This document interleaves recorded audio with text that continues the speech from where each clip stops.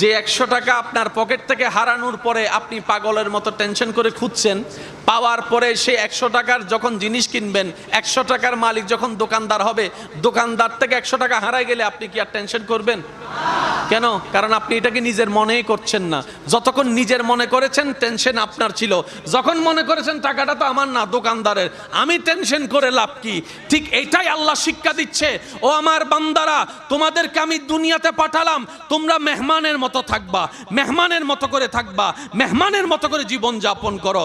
সুতরাং মালিক হওয়ার চেষ্টা করিও না, মালিক হওয়ার চেষ্টা করিও না, নিজের কিছু করার চেষ্টা করো না।